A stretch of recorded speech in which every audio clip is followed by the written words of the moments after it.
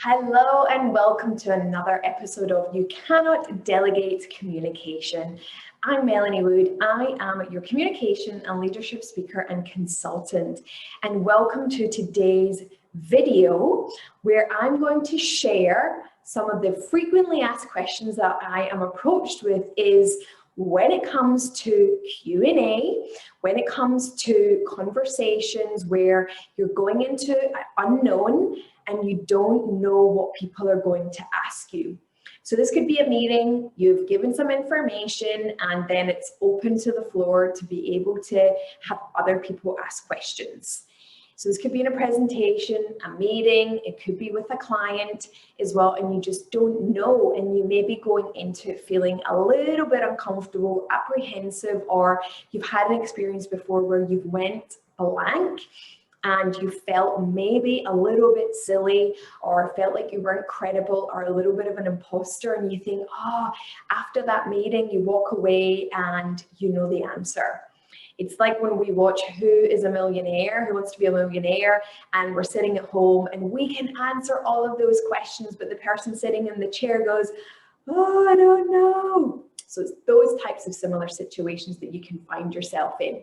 So this is something I get asked a lot, so I wanted to share with you my top 3 tips to help you in some of those situations that you might find yourself in and you think, I just wish that I planned a little bit better, or I knew how to be able to be okay to say I don't know. So let's get into it, and I'm going to share with you my top 3 steps to help you in your next Q&A experience that you might have and be able to enjoy it and embrace it. So off the cuff, something that you feel you can't super plan and prepare or be scripted in, but here's some few things that can actually help you to do some of the planning and the preparation as well. So let's get into it. So number 1, I want you to think about the information that you are looking to convey. Now, I want you then to put yourself in your audience's shoes. So I want you to think, right, okay, I'm giving this information. What would I want to be able to know or take away from that value? So I want you to list 3 to 5 questions that has maybe come up before, or you feel that you're giving enough information and it's then going to be a conversation.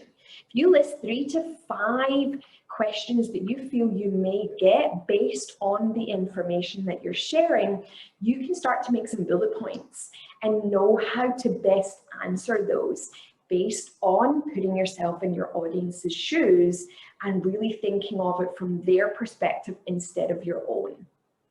So that's step number 1 to be able to help you, and that's something that you can definitely take away and do today or this week, the next time that you have a meeting or a presentation where you know you're going to be asked questions.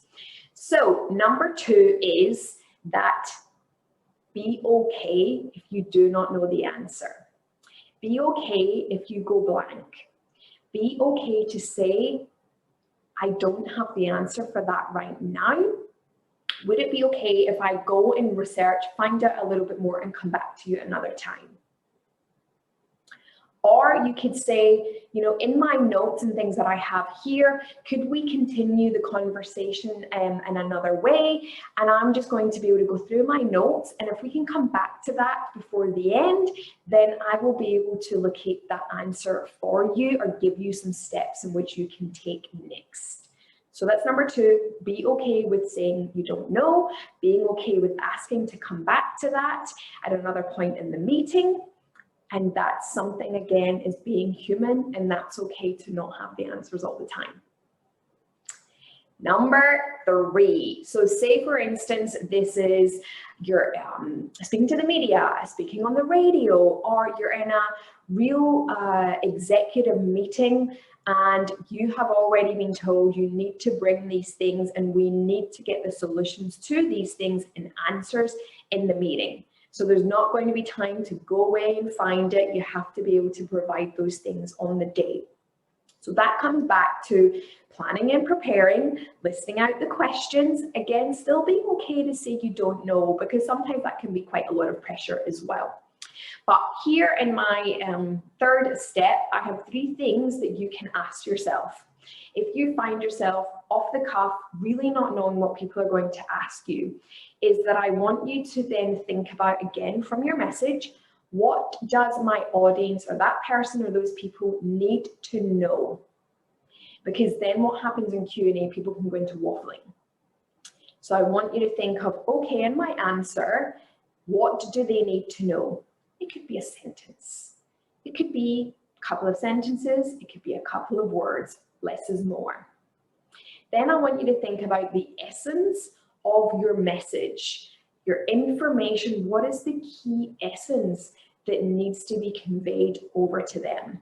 Because again, when you're caught off the cuff, you're then thinking more about yourself and not about the point of the meeting or the conversation or the presentation.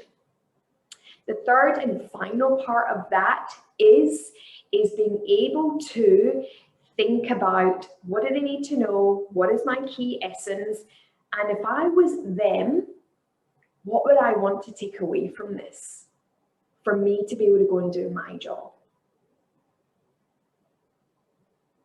So those are some 3 steps to help you the next time you're faced with a Q&A, because remember, there's no winging it in communication, and you cannot delegate communication. So it's time to step up, step out, lead yourself, and lead other people.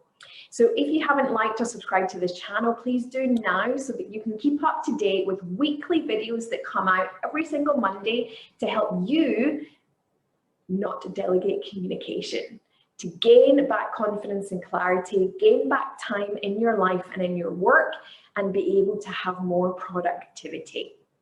Hope this has been helpful for you today. Look out for our next video, and I'll see you all soon. Bye for now.